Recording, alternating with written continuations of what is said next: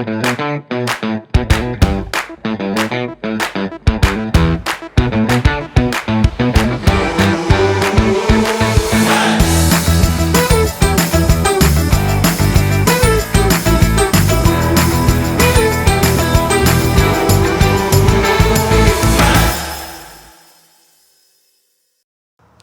everyone, and welcome to The Plot Thickens.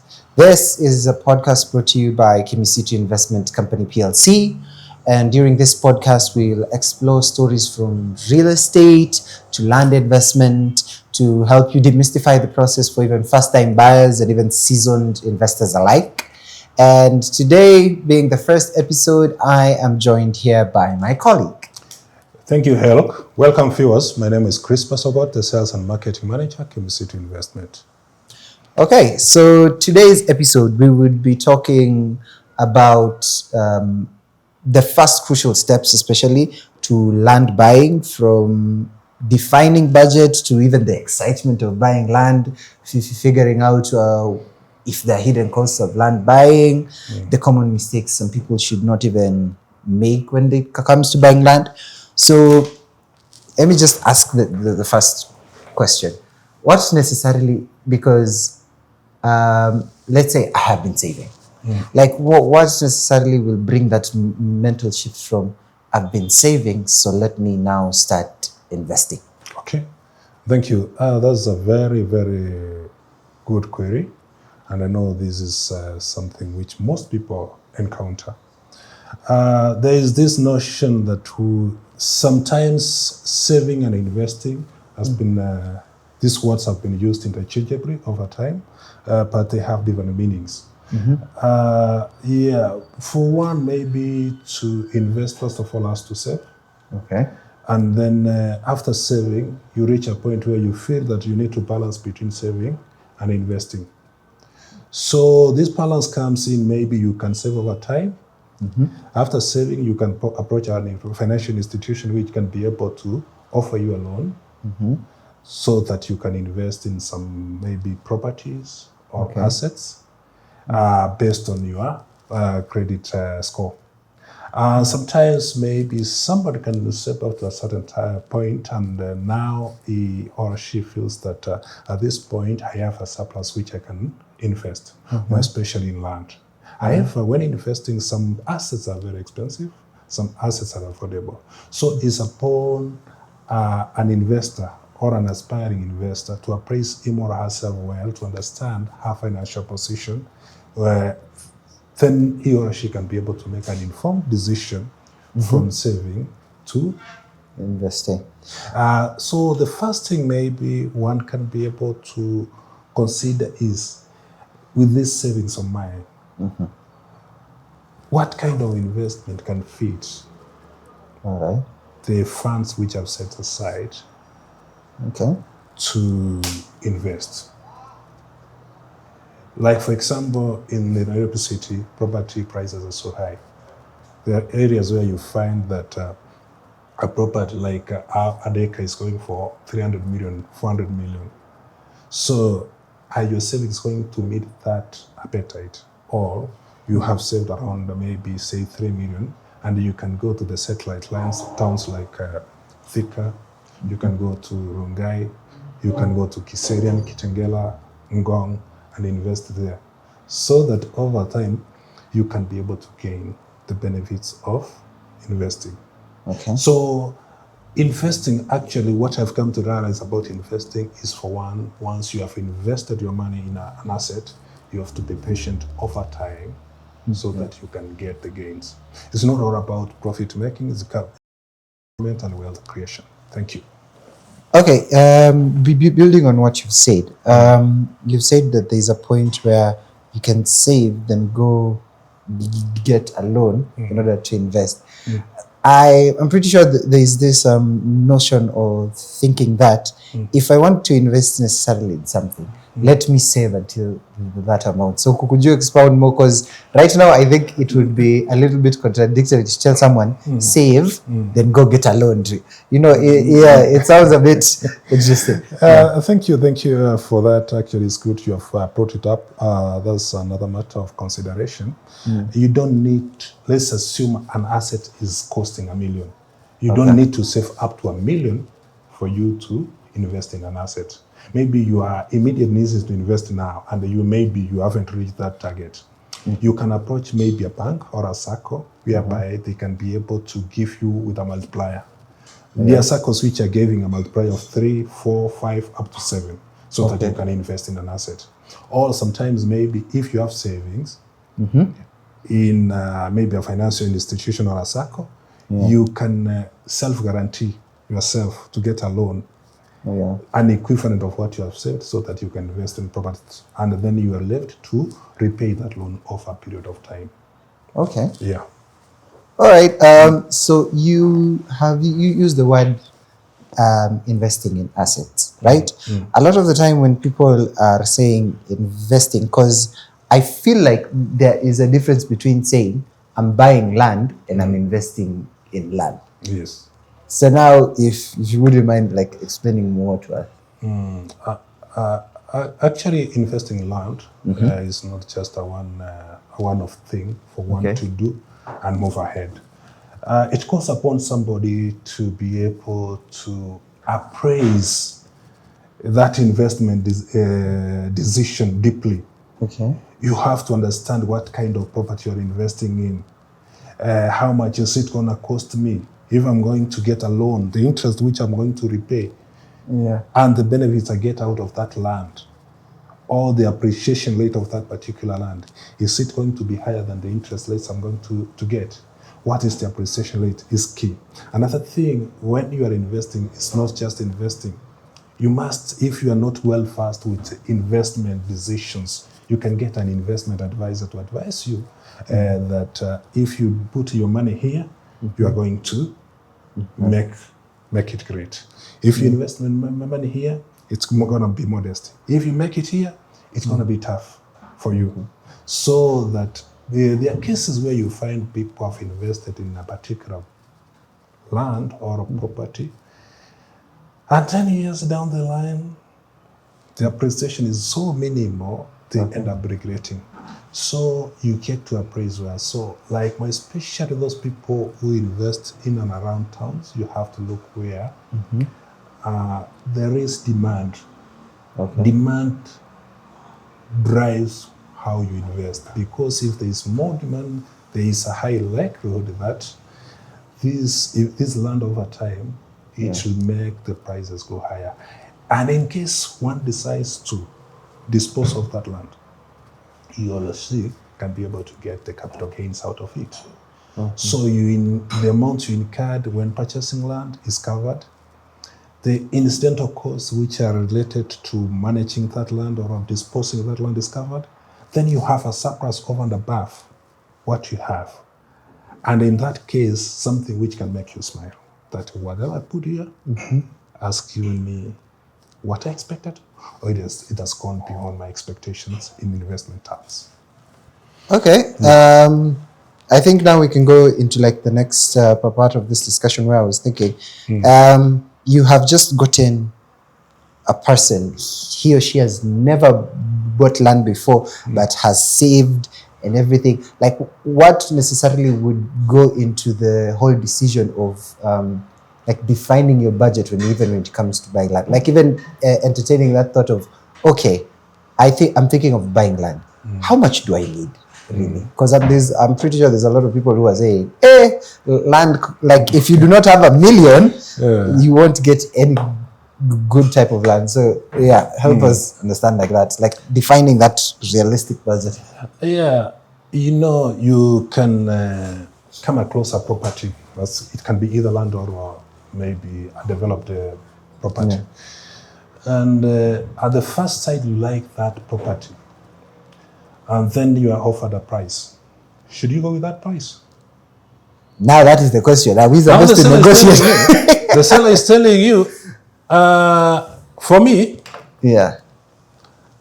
I want this much, this amount of money Yes. for me to transfer this parcel or this property to you. You are new in the market. Yes.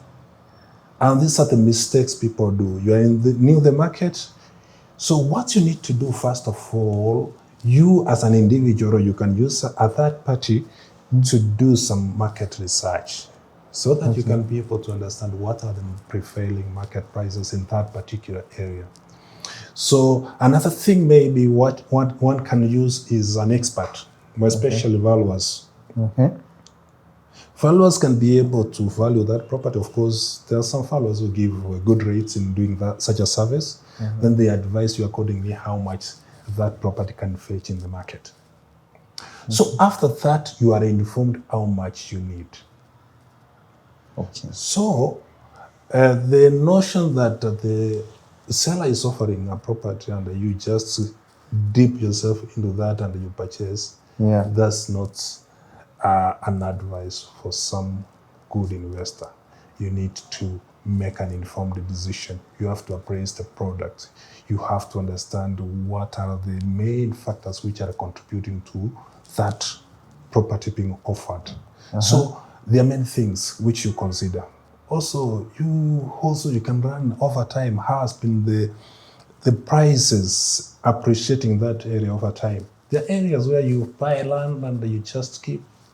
They are not appreciating as you could have expected. There are areas where you find property prices over time, they have been growing over time, so that you have that confidence as an investor saying that looking at the risks which are associated with this investment, I feel like the benefits outweigh the risks which are associated with this particular investment. And then from there, remember, investing is risk-taking. You can count that if all goes well, I'm able to make a kill out of this particular investment option. Okay.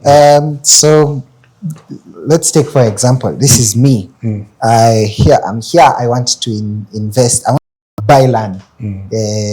Most probably in Nairobi or its environs. I want to start saving so that I reach there. What is like a realistic number for me to be thinking ahead of, like, okay, this is probably how much I want to save. This is probably how much land will be costing me before anything. Okay. That's a very good question, but also a tough one. But what I can say, when you want to save and with an intention to invest in property in future, the first thing you have to consider how much you're worth. Don't strain yourself. You understand yourself, how much you can put aside as savings. The next thing, how much do I want? What value of property do I want to acquire?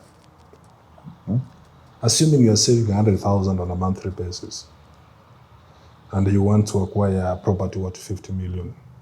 Oh yeah, that will take a long time. That will take years. Yes. But somebody... And by that time, that land would have appreciated also. Yeah.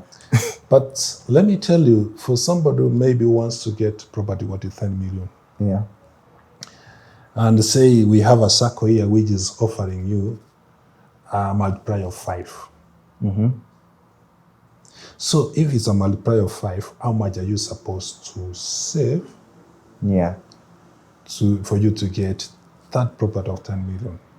So you are supposed to save up to 2 million. Okay. Then you approach this circle, of course, maybe with the title as collateral for them to advance you the 5 million. Then you are left to pay over time. I know there are even some financial institutions which can give you up to 25 years for you to repay your property. Okay. So that's another consideration you have to look at. Also, another thing, how stable are your cash flows? Because there are those people get cash flows one-off and over time they dry. So at this particular period when maybe the cash flows are not coming in plenty, will it affect your repayment of loan? Remember also you need to be in good credit book, good in credit scores. Yeah. So those are the things you look at. Then another thing maybe, what I always tell people, don't always follow your peers or not be influenced by your friends. Yeah. Investment decisions are about you. Yes. After you have gathered all the information which is related to a particular investment option, it's you who is going to make the decision. Yeah. Yeah. Okay. So now, I think for me, even I have heard that there are people that usually say the hidden costs when it comes to buying a land. And with this land, let's say I'm coming to buy land from you. You've offered to me at $1 million Kenya shillings. Are there places where, like, after I pay that $1 million, is that land mine, or there are still some other things I will have to pay for? Remember, you own land once the title to a particular land or property. You own land or property once the title has passed from the transferor to the transferee. Okay. So in land matters, there are other costs which are incidental to a land transaction or a property transaction. One of the incidental costs which come when you want to buy land is survey fees. When you're buying land, you need to involve a surveyor for him to confirm actually what you're buying is in the Survey of Kenya records. That whatever is in the survey maps tallies with what is at the ground where you're buying. Those are the costs which come in. And another thing or another cost which comes in is the legal fee, usually referred to as the conveyancing fees, whereby you engage a lawyer to do for you some due diligence and also to do for you an agreement for sale. So he is the one who is going to take care of your interest, of course, at a fee, so that whatever contract you enter into is suitable to your aspiration. Okay. It is actually to give you comfort that the transaction, once you sign or you execute that transaction, in case of anything, you have mitigation of the risks which might come in when that agreement is not done well. Other costs come in, more especially at the point of now title transfer. Okay. When somebody is quoting you that I'm selling you maybe this land, I'm selling you at 5 million. That's not the end. You'll have to cough in more money. At the point of transfer, you'll also need to, if you are not engaged the lawyer, the conveyancing lawyer from the onset, you will have to engage him. Of course, there will be an extra cost. There are some fees which are paid at the lands registry to transfer the title. Okay. One of them being registration, title issuance, and all that. And if it is a subdivision, there are some costs which are related to subdivision. So you pay for them until that subdivision is approved. Then another form of cost is now the stamp duty. You have to be aware of that. There are areas where the stamp duty rate is 4%, and the areas where the stamp duty is 2%. 4% mostly applies in municipalities. Yeah. Then the 2% applies in areas which are not within municipality settings. So those are the costs which you have to do. Then there are these other disbursements which might come up when maybe you are following up on the title to be processed and all that. So also that is the cost.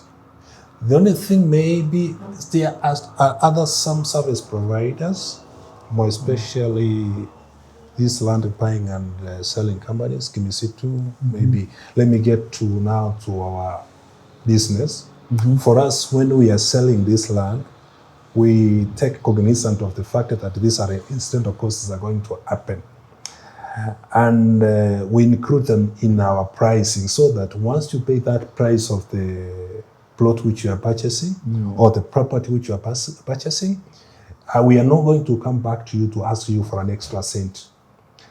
That price which you have charged to caters for everything until you get your title in your name or your preferred name. All right. Yeah. Okay. Those are a lot of costs.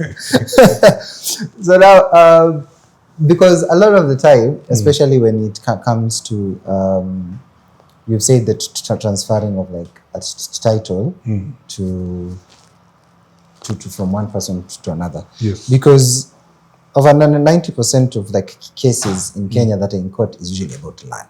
Yes. And especially, of course, it includes the title deeds and everything. And now you've talked about this thing called due diligence. Is like somebody is selling to me land and showing me a copy of the title and everything. How can I know that this title is clean and this title has an issue somewhere? Yeah, is that during the due diligence, or is it I have to pay someone to do the due diligence? Can I do it also myself? Yeah. When you're doing investment, it will be very sad for one to go ahead, pay for a property which is not certain whether it's authentic, and he or she loses money. That is something which is avoidable. Due diligence is all about due care and going an extra step to be extra vigilant that this transaction which I'm entering into might make me lose money. So with that in mind, what you need to do, you can do your due diligence on your own. But it's advisable you also use the experts. I know maybe in areas where people have lived together over time, you know these people from when you were born, you have lived with them, and if they bring you a property, you might feel the confidence that this thing is okay. But you can't know, with these things, there is a risk element. You don't know, maybe this person might have approached another one. So it's good for you to do due diligence using some experts in the market, and also you go an extra mile to even engage authorities. One of the key parties in due diligence is a surveyor. Okay. Yeah, who is going to ascertain that the land where it lies is where it lies, the boundaries are correct, and also this land has records at the Survey of Kenya. That's one of the service providers. The second service provider is a lawyer. A lawyer will also you will have to confirm that the owner who we are dealing with is actually the real owner of that property.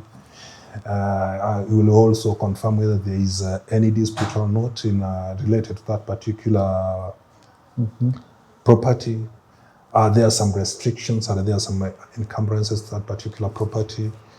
And also, he or she will go ahead to, others go ahead to a point where you confirm that the documents as presented by the sellers are the ones which are recording at the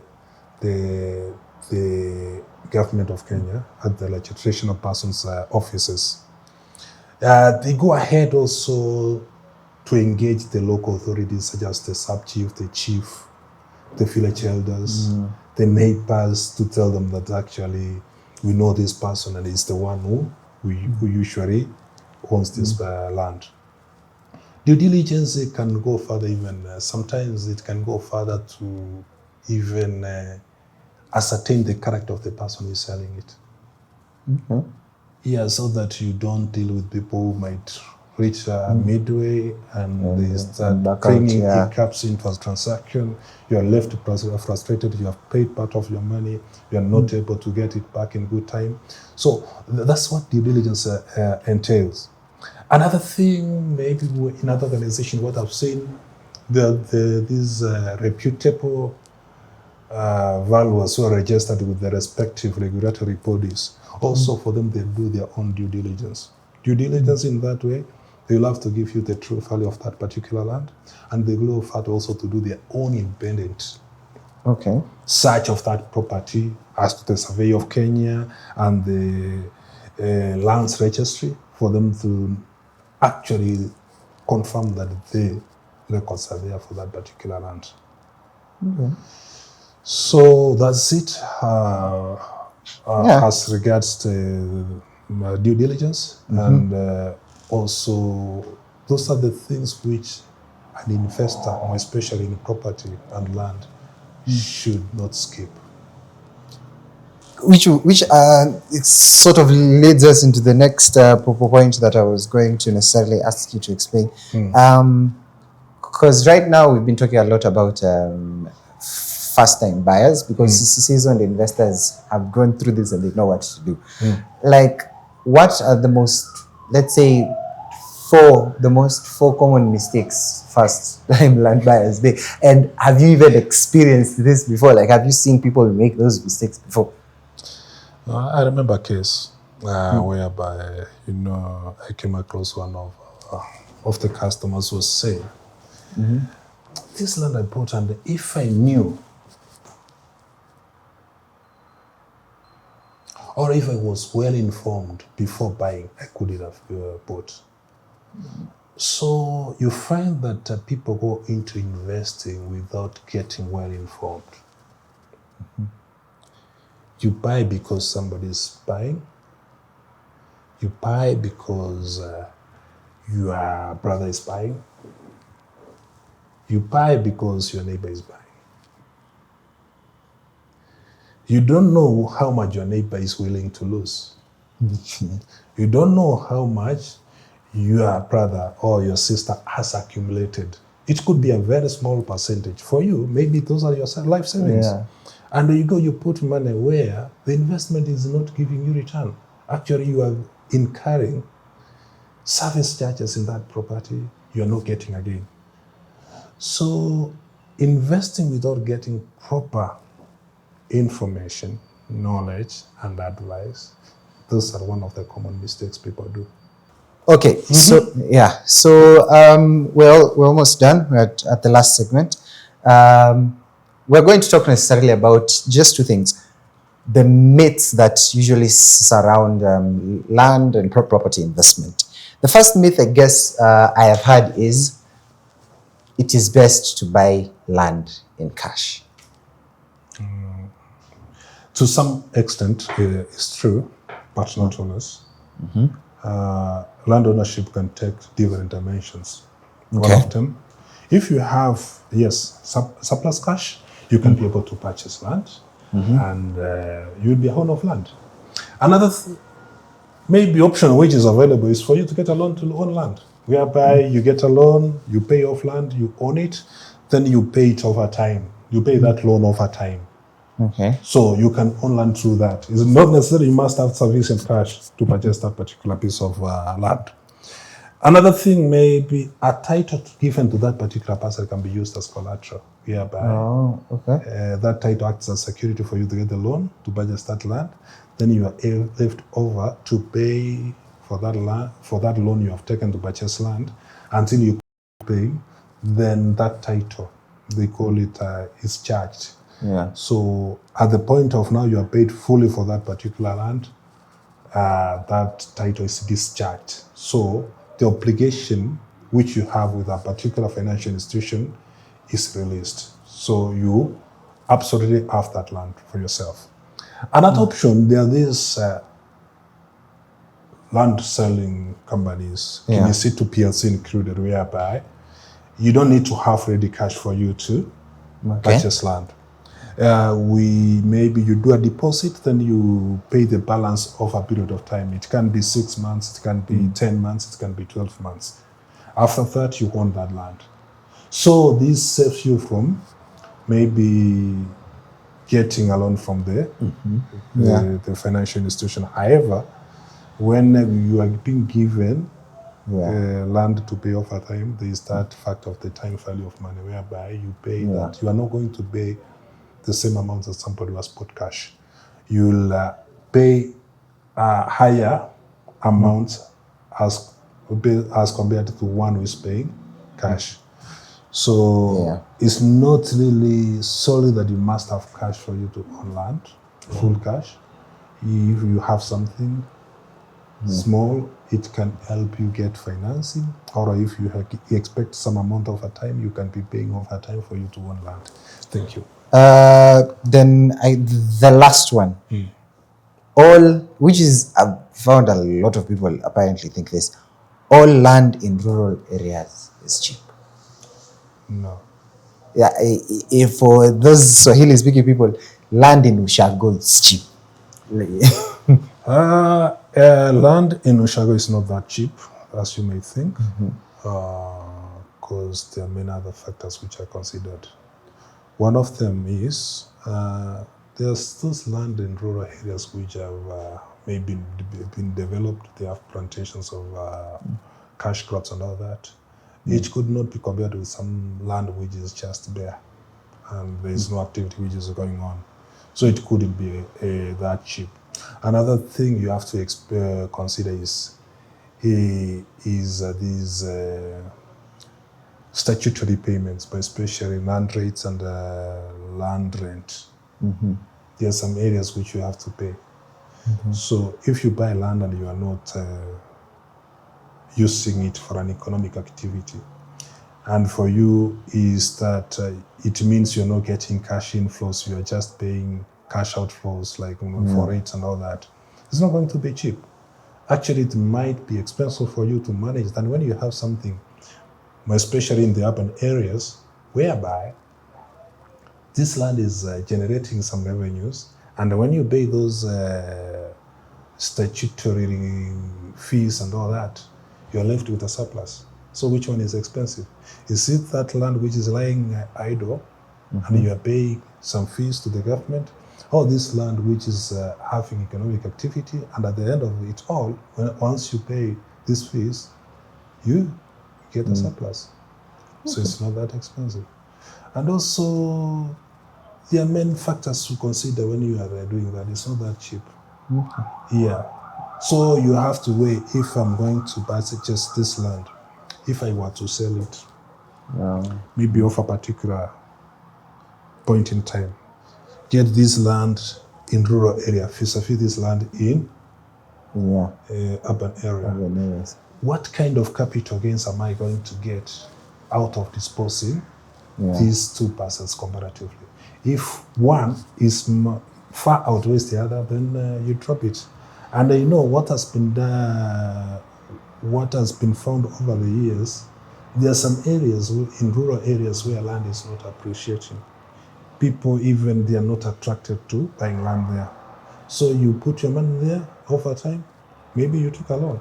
You are servicing a loan, but you are not getting money to pay for that loan from that particular land. So it becomes more expensive for you than when you have something which is generating revenue for you. You are able to pay your loan and you have a surplus. Okay. Thank you so much. This has been a very enlightening conversation.